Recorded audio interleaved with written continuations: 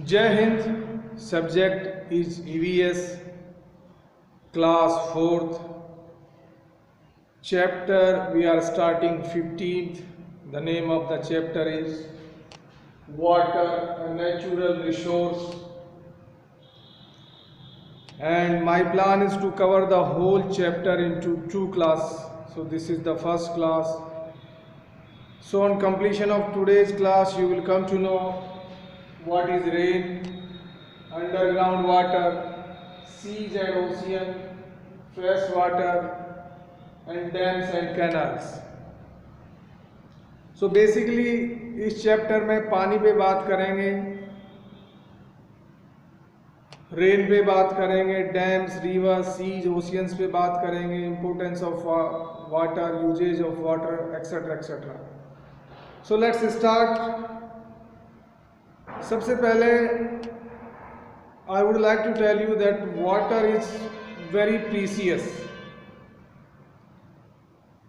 So we have to save the water. Every drop of water is very, very precious. And it becomes more precious because the population is increasing, whereas the water is decreasing. आपने you must have experience देखा होगा, the ground water is decreasing day by day. There are a lot of reasons why people are making a lot of bore wells. They are taking out the groundwater by machines, by electric driven motors, for many purposes, agriculture, drinking, whatever other purposes also. But thing is that result is that the water is decreasing day by day. So it's our duty collectively to save each and every drop of water. Second thing, our earth's surface, 70% surface is covered by the water. 70% हिस्सा हमारी इस पृथ्वी का पानी से covered है. But that is not all drinkable, that is not all fresh water. Hardly 3 to 4% of water from the 70% water is fresh water. That means that can be used for drinking, bathing, showering and all. 3 से 4% पानी है जो fresh water है. That is in the form of lake, ponds, rivers, groundwater. Rest of the water in seas and ocean, समुद्रों और महासागरों में है. That is salty water. We cannot drink it. We cannot wash our clothes from that. We cannot take shower from that. Okay, that is salty. Of course, आजकल मशीनें चल गई हैं. Salty water को भी they can convert into fresh water, but that procedure is very very expensive. And इतना expense करने के बाद भी जो पानी बनता है फ्रेश वाटर, दैट इज बहुत मिनिमम बनता है, बहुत कम बनता है. एंड वो एक अलग तरीका, अलग मेथड, अलग प्रोसीजर है. सो let's start without wasting time. देखते हैं बुक में क्या लिखा हुआ है. Water a natural resource. पानी एक प्राकृतिक रिसोर्स है, रिसोर्स है. It's not unnatural, it's natural. Okay, प्रकृति की दी हुई चीज है. छोटी सी एक पोइम लिखी हुई है. Please go through the poem your own. I will just straight way start this lesson. All living things need water for survival. जितनी भी लिविंग थिंग्स हैं, whether we human, plant, we animals, birds, whatever. So all living things need water for survival. Survival means जीने के लिए. एक बार फिर से बता रहा हूँ, जितने भी हार्ड वर्ड हैं I will give you separately in PDF format. साथ ही साथ मैं उनको एक्सप्लेन भी करूँगा वीडियो के थ्रू. Don't worry. सो यहाँ पे आया वर्ड सर्वाइवल मीन्स जीने के लिए. तो पानी सभी लिविंग थिंग्स हैं, जो सजीव चीज़ें हैं, उनको उनकी ज़रूरत है जीने के लिए. अगर उनको पानी नहीं मिला तो they all will die. We will die. Plants will die, animals will die, birds will die. 70% of the earth surface is covered with water. मैंने बताया कि हमारी पृथ्वी का 70% भाग पानी से कवर है। It is present in river, lakes, seas, oceans, air and even under the ground. ये कहाँ कहाँ प्रेजेंट है जो 70% है? रिवर्स, नदियाँ, बहुत सी नदियाँ हैं। आप हमारे देश में भी गंगा, यमुना, कावेरी, कितनी नदियाँ हैं। लेक्स, झीलें, झील भी हैं, मतलब अलग अलग क्षेत्रों में झील्स हैं, जैसे डल झील है या सांबर झील है, और भी झीलें हैं। सीज, समुद्र, ओशियंस, महासागर, एयर, हवा में भी वाटर है ना, and even under the ground, और जमीन के नीचे जो हम कुएं के थ्रू या बोरवेल करके यूज करते हैं। Let's learn about the various sources of water. तो अब हम थोड़ा सीखते हैं। वेरियस मीन्स अनेकों जो सोर्सेस हैं, जो साधन हैं पानी के, उनके बारे में जानते हैं। तो सबसे पहले बात करते हैं रेन, जिसको हिंदी में कहते हैं वर्षा, बारिश। देखिए एक चीज मैं और बताना चाहूंगा, यहाँ पे एक वर्ड है सी, SEA। सी मीन्स होता है समुद्र, सी होता है समुद्र।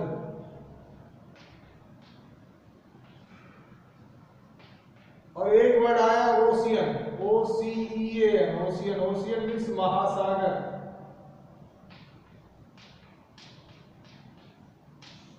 देखिए सी और ओशियन में थोड़ा डिफरेंस है, प्लीज डू नॉट कंफ्यूज।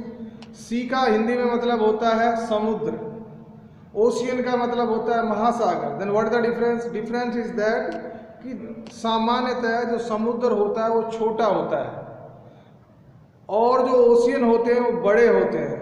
तो समुद्र बेसिकली जमीन, और जहाँ वो महासागरों ओशियन से मिलते हैं वो जो एरिया होता है वो समुद्र होता है, और महासागर होते हैं बड़े। ठीक है, यही फर्क है। हम कई बार कंफ्यूज हो जाते हैं। So please remember this. Sea means smaller, smaller than what? Smaller than oceans. Oceans को हिंदी में कहते हैं महासागर, वो बड़े होते हैं। ठीक है, जैसे आपने ओशियंस की बात करें तो इंडियन ओशियंस, हिंद महासागर, तो ये बड़ा एरिया है। या अगर सी की बात करें हम तो रेड सी, रेड सी, लाल सागर, ये सी है, छोटा एरिया है। ठीक है, सो यही फर्क है। तो रेन को देखते हैं। Rain is the main source of water. Rain क्या है? मेन है, मुख्य स्रोत है पानी का। सोर्स मीन्स स्रोत। Water gets evaporated from the water bodies like rivers and oceans and forms water vapours. देखिए जो वाटर बॉडीज, एक वर्ड है वाटर बॉडीज, हम कहते हैं ये सब ocean, seas, lake, pond, well, ये सब नदी, ये सारी की सारी क्या है? Water bodies. कलेक्टिवली अगर हम इनको कहेंगे तो हम कहेंगे वाटर बॉडीज। ठीक है, सो यहाँ द सेंटेंस इज कि water gets evaporated from the water bodies. I mean water bodies से वाटर एवापोरेटेड हो जाता है। Okay, now let's talk about the rain. Rain is the main source of water. वर्षा या बारिश पानी के लिए मुख्य स्रोत है। सोर्स मीन्स स्रोत है। Water gets evaporated from the water bodies like rivers and oceans and forms water vapors। देखिए एक वर्ड है वाटर बॉडीज। वाटर बॉडीज क्या होती हैं? जो भी नदियां हैं, पॉन्ड्स हैं, लेक्स हैं, सीज हैं, वेल्स हैं, ओशियंस हैं, इन सबको क्या कहा जाता है इन इंग्लिश? वाटर बॉडीज, यानी कि हिंदी में जल निकाय। इन सबको क्या कहते हैं in English? Water bodies, Hindi में जल निकाय।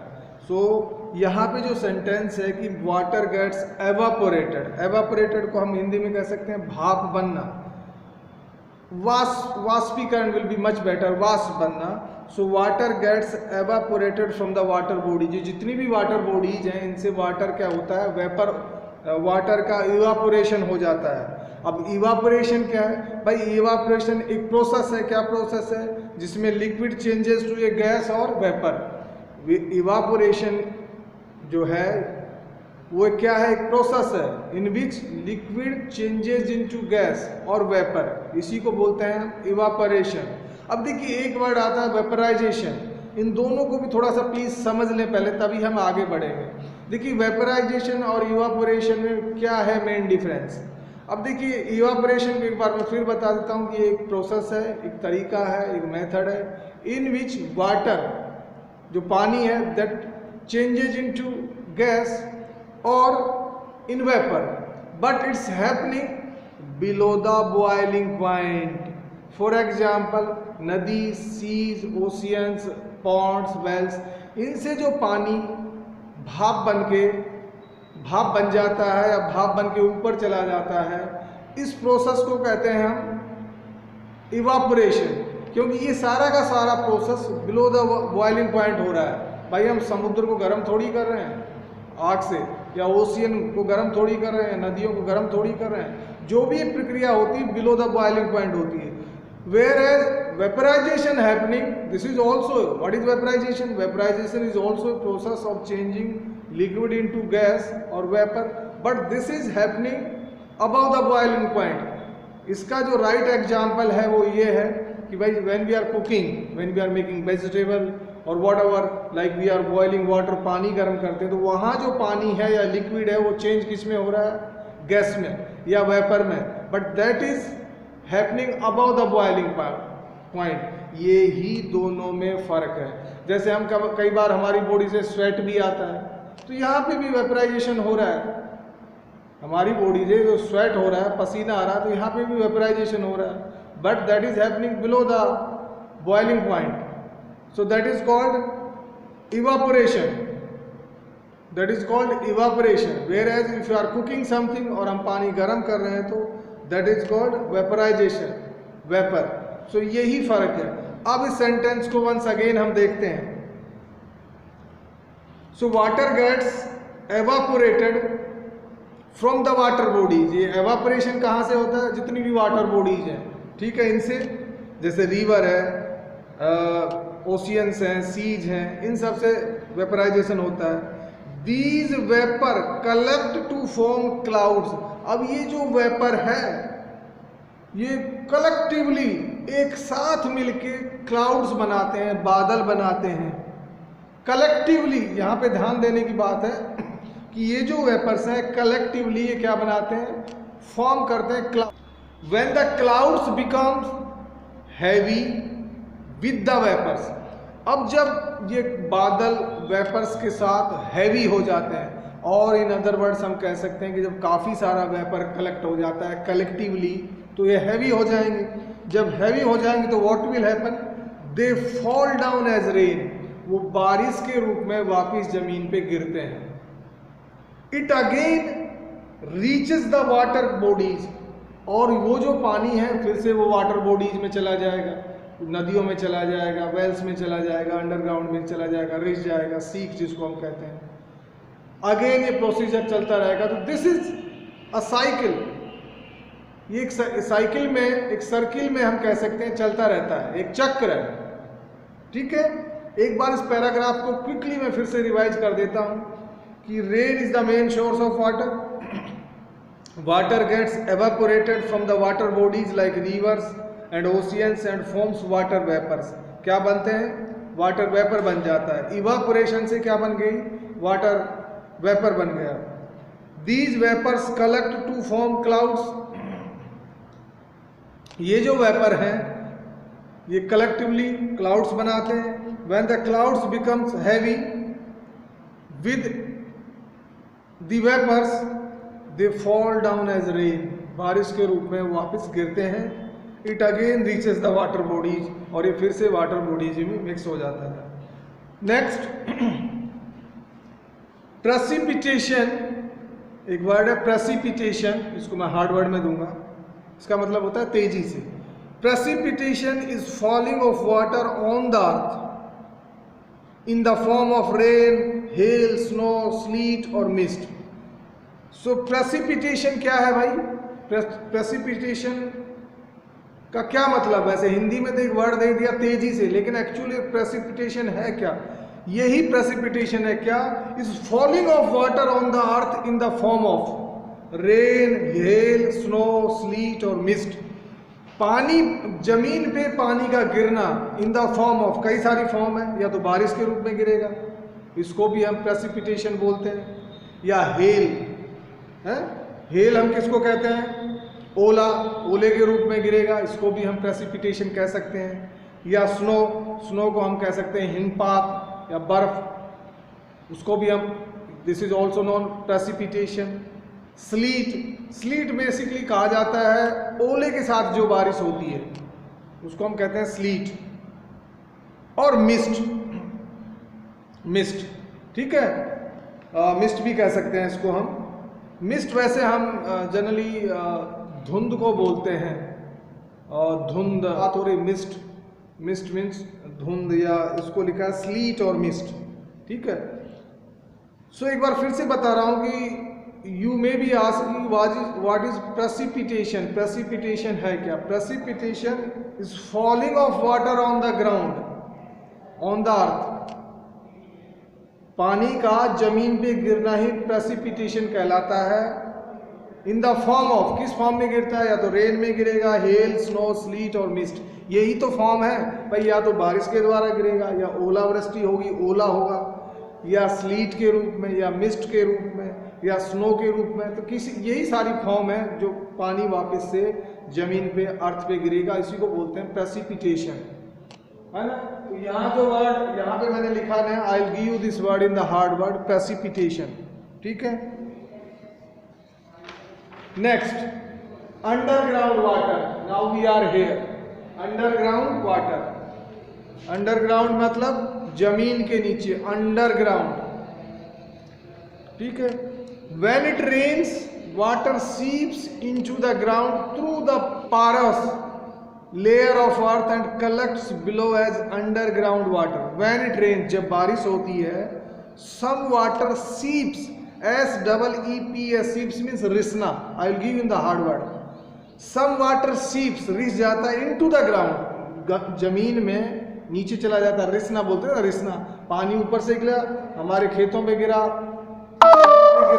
तो जमीन में वो पानी रिसेगा, सीप, इसको बोलते हैं सीप्स, और वो नीचे चला जाएगा into the ground through the porous. एक वर्ड है POROUS, जिसका प्रोनाउंसिएशन है पारस। किसके थ्रू जाएगा, कैसे रिसेगा? Through the Paras.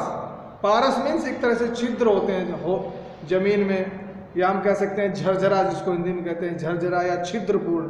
Through the porous, layers of earth, जो अर्थ में जो लेयर बनी हुई है, पारस लेयर्स, उनके थ्रू पानी सीप्स, रिस के चला जाएगा जमीन में, and collects below as underground water, और नीचे जाके इकट्ठा हो जाएगा, उसी को हम कहते हैं अंडरग्राउंड वाटर। एक बार फिर से इस सेंटेंस को मैं रिपीट कर रहा हूं। व्हेन इट रेन्स, जब बारिश होती है, सम वाटर सीप्स, कुछ पानी रिसता है जमीन के अंदर, रिसना, seeps into the ground through the porous. Porous में छिद्रपूर्ण या झरझरा। तो कैसे रिश्ता है? थ्रू द पारस, जमीन में जो छिद्र है उनके द्वारा रिश्ता है। रिसना तो एक प्रक्रिया होगी, लेकिन रिश्ता कैसे? Through the Paras, POROUS, I will give you this word in the hard word, झरझरा, या जिसको छिद्रपूर्ण कहते हैं, उनके द्वारा रिश्ता है। And collects below as underground water, और जमीन के नीचे इकट्ठा हो जाता है, जिसको हम कहते हैं underground water.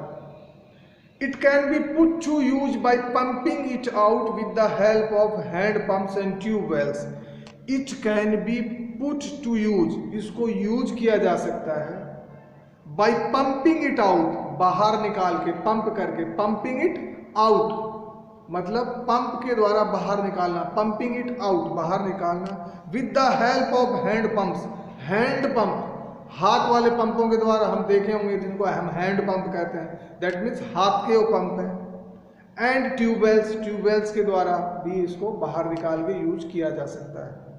The water in the wells is also underground water. Wells means कुएं, तो जो कुओं के अंदर जो पानी है वो भी अंडरग्राउंड पानी ही है। So this is all about the underground water. हमारी बुक में अंडरग्राउंड वाटर के बारे में इतना ही लिखा है। सबसे पहले तो बताया गया है कि अंडरग्राउंड पानी बेसिकली कैसे कलेक्ट होता है कि जब बारिश होती है तो बारिश से कुछ पानी रिसता है। किसके थ्रू रिसता है? पारस के थ्रू। जो होल होते हैं ज़मीन में छोटे छोटे, जो पारस लेयर्स हैं, उनके थ्रू रिस के नीचे जाके कलेक्ट हो जाता है। जो पानी होता है उसको हम बोलते हैं अंडरग्राउंड वाटर। इस अंडरग्राउंड वाटर को भी यूज किया जा सकता है। कैसे? ट्यूबवेल या आजकल तो कई सारे इलेक्ट्रिक ड्राइवर मोटर्स या हैंड पंपों से इसको बाहर निकाल के यूज किया जा सकता है। यही बताया गया है अंडरग्राउंड वाटर के बारे में। अब हम बात करते हैं seas and oceans. Seas and ocean का डिफरेंस मैंने पहले बता दिया, एक बार फिर रिपीट कर रहा हूँ। सीज को बोलते हैं हिंदी में समुद्र, ओशियन को बोलते हैं महासागर। दोनों में फ़र्क ये है कि सी जनरली छोटे होते हैं कंपेयरिंग टू द महासागर, ओशियन की तुलना में। मतलब कि वो एरिया जो ज़मीन और महासागर के बीच का जो एरिया होता है उसको हम सी बोलते हैं, समुद्र, जैसे रेड सी, लाल सागर। लेकिन महासागर जनरली बड़े एरिया होते हैं, है ना, जैसे कि इंडियन ओशियंस या हिंद महासागर। ठीक है, सो हम दोनों के बारे में देख लेते हैं बुक में क्या लिखा है। Seas and oceans are the very large water bodies on the earth. देखिए, हमने वाटर बॉडीज की बात की थी। वाटर बॉडीज में क्या क्या आए हैं? हमारे कुएं वाटर बॉडीज हैं, रिवर हैं, पॉन्ड्स हैं, वेल्स हैं, सीज हैं, ओशियंस हैं, सब क्या है? वाटर बॉडी, जल निकाय। लेकिन यहाँ पे बताया गया है कि seas and oceans are the very large water bodies on the earth. हमारी इस पृथ्वी पे सबसे जो बड़ी वाटर बॉडीज हैं, सबसे बड़े जल निकाय हैं, वो या तो समुद्र है या महासागर है। सीज एंड ओशियंस है, उनसे बड़ा कोई वाटर बॉडीज नहीं है, उनसे बड़ा कोई जल निकाय नहीं है। They have a lot of water in them. इनमें काफ़ी पानी होता है। But it is not fit for use for plants and animals. यहाँ पे एक बहुत इंपॉर्टेंट बात बताई गई है। लेकिन बहुत पानी तो बहुत है, but it's not fit for use for animals and plants. ना तो एनिमल्स के लिए यूजेबल है ना प्लांट्स के लिए, बिकॉज ये सॉल्टी वाटर है। इसमें लिखा भी है इट इज़ सॉल्टी वाटर। ये सॉल्टी वाटर जिसको खारा पानी बोलते हैं, इस पानी को ना पेड़ों में डाला जा सकता है ना ह्यूमन बींग्स यूज कर सकते हैं। ना केवल हम इससे सावर ले सकते हैं, ना केवल हम इसको ड्रिंकिंग पर्पज के लिए यूज कर सकते हैं, और ना ही केवल इससे we can wash our clothes. मतलब हमारे लिए कोई काम का नहीं है एक्सेप्ट, और इसके काम है जिससे सॉल्ट बनाना या बिजली बनाना, that is different story. Otherwise living things can not use this water for drinking purpose, for washing of clothes etcetera etcetera. Okay, तो ये तो था सीज एंड ओशियंस के बारे में। Now we are here fresh water. देखते हैं।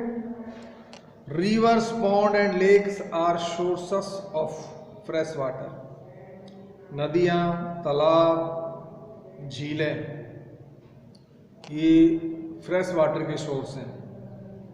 ठीक है, फ्रेश वाटर इन्हीं से मिलता है। फ्रेश वाटर का मतलब यहाँ पे है स्वच्छ पानी, खारा पानी नहीं, स्वच्छ पानी, जो कि हम पीने के लिए, कपड़े धोने के लिए आदि के लिए, कुकिंग के लिए यूज करते हैं, उसी को बोलते हैं fresh water. Many villages, towns and cities develop around and near the water bodies. अब ये सारे के सारे क्या है? वाटर बॉडीज हैं। आपने देखा होगा कि पुराने ज़माने से लेके, अगर पुरानी हम सिविलाइजेशन की बात करें, जिनको सभ्यता कहा जाता था हिंदी में, वो पुराने जो टाउन और सिटी थे वो भी कहाँ डेवलप हुए थे? जहाँ पे नदियाँ हैं, नदियों के किनारे, पॉन्ड्स के किनारे, लेक्स के किनारे। क्यों? वहाँ पे वो बसे थे, वहाँ पे उनका सिविलाइजेशन हुआ था। क्यों हुआ था? Because water is like we can not survive without water. It's essential part for our life. हमारी ज़िंदगी के लिए पानी हमें ज़रूरत है, इसके बिना हम जी नहीं सकते, है ना। So that is the reason कि पुराने ज़माने में भी लोग नदियों के या अपने लेक्स के या पॉन्ड्स के किनारे बस उन्होंने अपना सिविलाइजेशन शुरू किया था। ठीक है, आज भी लोग ये देखते हैं कि जहाँ पे लाइक जो प्लान बना रहे हैं रहने का, तो वहाँ पे पानी इजीली अवेलेबल है या नहीं। ठीक है, सो हम पढ़ रहे हैं फ्रेश वाटर के बारे में। Can you write down some usages of fresh water? आपके लिए क्वेश्चन आया है कि क्या आप कुछ उपयोग लिख सकते हैं फ्रेश वाटर के, स्वच्छ पानी के? बहुत सारे लिख सकते हैं भाई, कई सारे यूज हैं। कि सबसे पहला तो हमें ड्रिंकिंग के लिए चाहिए, पीने के लिए चाहिए, हमारी ज़िंदगी के लिए ज़रूरी है। प्लांट्स नीड वाटर, पेड़ पौधों को, एनिमल्स नीड वाटर, जो भी लिविंग थिंग्स हैं they need water. We need water for cooking also, we need water for like washing our clothes also, we need water for like cleaning our floor and like mopping and all that, उसके लिए भी ज़रूरत है। So we use water for many purposes, ठीक है। Rivers fed by rain water और called rain fed rivers. जो नदियाँ बारिश के पानी से, बेसिकली जिन नदियों में बारिश का पानी कलेक्ट होता है उनको हम बोलते हैं रेन फेड रिवर्स। क्या बोलते हैं? Rain fed reverse. फेड को वैसे हिंदी में बोलते हैं एक तरह से हम खिलाना, लेकिन यहाँ पे reverse fed by rain water, मतलब कि वो नदियाँ जो बारिश के पानी से भरती हैं उनको हम क्या बोलते हैं? Rain fed reverse. कौन कौन सी हैं? Like Godavari, Krishna and Kaveri. हमारे देश में जो नदियाँ हैं गोदावरी, कृष्णा एंड कावेरी, तो इनको हम रेन फेड रिवर्स कह सकते हैं। क्यों कह सकते हैं? कि ये बारिश के पानी पे डिपेंड है। सो रेनी सीजन में भर जाती हैं। उसके बाद बताया गया कि they are full of water during the monsoon season. Rainy season या मानसून सीजन जिसको हिंदी में कहते हैं वर्षा ऋतु, तो वर्षा ऋतु जब आती है तो ये नदियाँ भर जाती हैं, इसीलिए इनको कहा जाता है रेन फेड वाटर रिवर्स। दे में ड्राई अप ड्यूरिंग समर और क्वांटिटी ऑफ वाटर में रिड्यूस। ये सूख जाती हैं। दे में ये सूख सकती हैं ड्यूरिंग समर गर्मियों में, या क्वांटिटी ऑफ वाटर में रिड्यूस, अगर इनमें जो पानी की क्षमता है वो कम हो जाती है। रिड्यूस मीन्स कम हो जाना, तो भी ड्राई हो जाएंगे, ठीक है। तो कहा गया है कि भाई या तो जो समर सीजन है, गर्मियों का सीजन है, उसमें सूख जाएंगी, या अगर इनमें पानी बहुत कम हो जाएगा तो भी सूख जाएंगी। तो और भी रीज़न है पानी कम होने की, लोग अगर ज़्यादा यूज करेंगे डेफिनेटली ड्राई हो जाएंगी। They are also called seasonal rivers. इनको हम सीजनल रिवर्स भी कहते हैं। क्यों कहते हैं? कि भाई ये डिपेंड करती हैं बारिश के पानी पे। जैसे हमारी कुछ सीजनल क्रॉप्स होती हैं, रबी क्रॉप, खरीफ क्रॉप, ये हम सीजनल क्रॉप ही तो है। ऐसा नहीं कि आप रबी की क्रॉप को खरीफ की क्रॉप के टाइम में अगर आप ग्रो करेंगे तो यू कैन नॉट, हमें सफलता नहीं मिलेगी, अच्छे से फसल ग्रोथ नहीं होगी। जैसे कैरेट है, अब हम नॉर्थ साइड में अगर हम बात करते हैं तो कैरेट के लिए विंटर सीजन की ज़रूरत है, सर्दी की सीज़न की ज़रूरत है, या बीट है, गेहूँ है, ये सब विंटर सीजन में ग्रो किए जाते हैं। अगर हम इनको उल्टा करेंगे, खरीफ वाले सीजन में गर्मियों में इनको डालेंगे तो वी कैन नॉट। तो यहाँ पे भी ये जो नदियाँ हैं, सीजनल नदियाँ हैं, ये रेनी सीजन में फुल हो जाती हैं। Some rivers get water from melting snow and ice. लेकिन कुछ नदियाँ ऐसी हैं जिनमें पानी कहाँ से आता है? मेल्टिंग मीन्स पिघलना। क्या? Snow and ice. स्नो को वही हम हिमपात, आइस मीन्स बर्फ। तो जहाँ पे हिमपात होता है या बर्फबारी होती है, वहाँ के आजू बाजू की जो नदियाँ हैं वो क्या होता है? मेल्ट होती है बर्फ़। जब टेम्परेचर राइज होगा, बढ़ेगा, तापमान बढ़ेगा, तापमान बढ़ने से वो बर्फ़ या हिमपात पिघलेगा, और वो पानी पिघलने के बाद कहाँ चला जाएगा? नदियों में। They are called snow fed rivers. इनको हम क्या कहेंगे? Snow fed rivers. तो दोनों में फ़र्क हो गया, एक है स्नो फेड, एक है रेन फेड। मतलब जो बारिश से जो नदी भरती है उसको हम रेन फेड कहेंगे, इसके नाम के साथ ही है रेन फेड, बारिश से भरने वाली नदी। एक है स्नो फेड, बर्फ़ या हिमपात से पिघल कर जो पानी नदियों में जाता है, जिस नदी में जाता है उसको हम कहेंगे snow fed rivers. They are perennial rivers, means एक तरह से व्हाट वी कैन से स्थाई बोलते हैं ना, चिरस्थाई रिवर है। They are not like seasonal rivers. Some rivers get water from melting snow and ice, they are called snow fed rivers, snow fed, ठीक है। And they are perennial rivers means स्थाई, चिरस्थाई रिवर्स हैं। They carry a lot of water all the year round. So इनमें पूरे साल पानी रहता है। They carry lot of water all the year round, पूरे साल। Like Ganga, Yamuna, Brahmaputra are snow fed rivers. कुछ एक एग्जाम्पल दिए जिसमें गंगा नदी है या यमुना है, ब्रह्मपुत्र है, ये सब स्नो फेड रिवर्स हैं। इनको हम परेनियल रिवर्स कह सकते हैं। क्यों कह सकते हैं? कि they are called snow fed rivers and also we can call them perennial rivers because they carry a lot of water all the year round, है ना। पूरे साल इनमें पानी भरा रहता है या पानी को कैरी करती हैं, ठीक है। परेनियल रिवर्स मतलब चिरस्थाई rivers. So now let's talk about the dams and canals. Dams को हिंदी में कहते हैं बांध, कैनाल्स होती हैं नहरें। Dams are walls with door builts across rivers to control the flow of water. जो बांध होते हैं ये बनाए जाते हैं। Dams are walls with doors, जिनके दरवाज़ा भी होता है, बिल्ट अक्रॉस रिवर, जहाँ पे नदी होगी, नदी के अक्रॉस बनाया जाएगा। भाई पानी की तो ज़रूरत है, तभी तो आएगा। कहाँ से पानी आएगा? नदी से आएगा। To control the flow of water, ताकि पानी के फ्लो को कंट्रोल किया जा सके। सो बेसिकली डैम्स कंस्ट्रक्ट किए जाते हैं, अक्रॉस द रिवर किए जाते हैं, और इनमें एक डोर भी होता है या कई सारे दरवाजे भी होते हैं। सो ये इसलिए किया जाता है कि पानी के फ्लो को कंट्रोल किया जा सके। अगर पानी बहुत ज़्यादा कलेक्ट हो गया डैम में, मतलब डैम का जो एक पॉइंट है, एक सर्टेन लिमिट से अगर उससे ज़्यादा कलेक्ट हो गया तो उस डोर्स को खोल दिया जाएगा, पानी रिलीज कर दिया जाएगा। उसी को बोलते हैं dams. The water collects in reservoirs behind the dams. Reservoir जो वर्ड है उसको बोलते हैं हिंदी में जलाशय। The water collects in reservoirs behind the dams.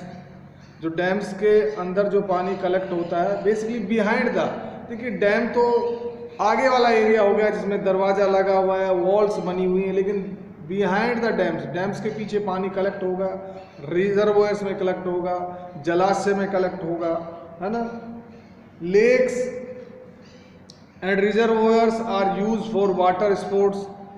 जो झीलें हैं, रिजर्वोयर्स हैं, जलाशय हैं, इनको कई बार वाटर स्पोर्ट्स होते हैं कई सारे, उनके लिए भी यूज किया जाता है। आपने देखा होगा कई बार बोट रेस होता है जिसको नौकायान बोलते हैं, या आजकल कई सारे एंटरटेनिंग शो होते हैं, वो भी हो सकते हैं। और भी कई तरह के वाटर रिलेटेड गेम्स हैं, जैसे स्केटिंग होता है पानी के सरफेस पे, स्केट्स के द्वारा, स्पेशल स्केटिंग कहते हैं जिसको पुल किया जाता है बोट से, स्पीड बोट वगैरह से, वो स्केटिंग है। और भी कई तरह के गेम हैं, स्पोर्ट्स हैं जो पानी में होते हैं। जनरली ये जो रिजर्वोयर्स हैं इनमें होते हैं। So field gets water from rivers through channels called canals. हमारे खेतों में भी पानी आता है, ये भी कहाँ से आ रहा है? नदियों से आता है। लेकिन स्टेट में नदी तो आ नहीं जाती हमारे खेत में, नदी से चैनल बने होते हैं। उन चैनल्स को क्या कहते हैं? कैनल्स, नहरें। हमारे एरिया में तो यहाँ पे नहरें नहीं है, लेकिन अगर आप हरियाणा, पंजाब कुछ एरिया में जाओगे, राजस्थान में भी जो इंदिरा गांधी कैनाल है, ये भी एक तरह का वाटर चैनल है। देखिए कोई स्टेट में नहर तो आ नहीं जाएगी हमारे खेतों में, तो नहर से चैनल्स बने हुए होते हैं। चैनल्स, उन्हीं चैनल्स को हम कहते हैं, या बनाए जाते हैं, या बने हुए होते हैं नेचुरली, या मैन मेड बनाए जाते हैं, उन्हीं को हम कहते हैं कैनल्स, नहरें, से जिनसे खेतों की सिंचाई की जा सकती है। Water from dam is use to produce electricity. जो बांधों में जो पानी है उससे बिजली बनाई जाती है। स्पेशली जो बांधों का पर्पज ही है बिजली बनाना। कई सारे बांध, जैसे आप कोचीन एरिया में जाओगे तो मुन्नार डैम आपने सुना होगा, वहाँ और भी कई सारे बांध हैं जो डैम है, इनका जो मेन पर्पज होता है बिजली बनाना। ठीक है, this is called hydro electricity. इसको हम क्या कहते हैं in English? Hydro electricity. Hindi में कहते हैं इसको हम पन बिजली। हाइड्रो इलेक्ट्रिसिटी मीन्स पन बिजली, यानी कि वो बिजली जो पानी के द्वारा बनाई जाती है उसको कहा जाता है हाइड्रो इलेक्ट्रिसिटी या पन बिजली। सो जनरली पन बिजली हमारी डैम में जो पानी कलेक्ट किया जाता है रिवर से, डैम्स का जो यूज है पन बिजली बनाने के लिए होता है। सो डियर स्टूडेंट्स, आज के चैप्टर में हम इतना ही करेंगे। The rest of the chapter we will cover. So please go through this video very carefully. काफ़ी कुछ लिखा हुआ है, काफ़ी कुछ है समझने के लिए। That is the reason I am telling you, go through it with very carefully, है ना। Do not waste time. चीज़ों को लर्न करें, चीज़ों को रिवाइज करें। देखिए रिवाइज करने से हम प्रैक्टिस करते हैं। जैसे हम गेम खेलते हैं तो हम प्रैक्टिस क्यों करते हैं कि बार बार प्रैक्टिस करने से हम उसमें एक्सपर्ट बन जाते हैं। जैसे हम रोज़ हम वॉलीबॉल का गेम खेलेंगे तो हमें हमारी फिंगरिंग, हमारी जो सर्विसिंग, स्मैशिंग, बूस्टिंग ये अच्छी हो जाएगी। उसी को बोलते हैं, उसी लिए हम प्रैक्टिस करते हैं। सेम में अगर आप अपनी बुक को बार बार पढ़ेंगे, रीड करेंगे, लर्न करेंगे, प्रैक्टिस करेंगे, राइट करेंगे, तो you will be good in your subject. फिर आप अपने आप को ऐसा नहीं कह सकते कि मैं EVS में वीक हूँ या मैथ में वीक हूँ। No, do anything, only thing we need determination. हमें एक डिटर्मिनेशन की ज़रूरत है, संकल्प की ज़रूरत है। अभी तो आपको वीडियोस दिए जा रहे हैं, वीडियोस आप सेव भी कर सकते हैं, यूट्यूब में रहते हैं। Any time whenever you are having doubt, आप अपने वीडियो पे लिंक पे क्लिक करें, वट एवर द टॉपिक, ठीक है। So any time you can clear your doubts, so please do not waste times and watch these videos carefully. No, it's all the EVS students are doing very good. I am happy the way you are giving response. मुझे अच्छा लग रहा है, काफ़ी सारे बच्चे अपना homework करके वो चेक कराने के लिए भी भेजते हैं. This is very good. So that's all in today's class. See you in the next class. Have a great day. Bye bye.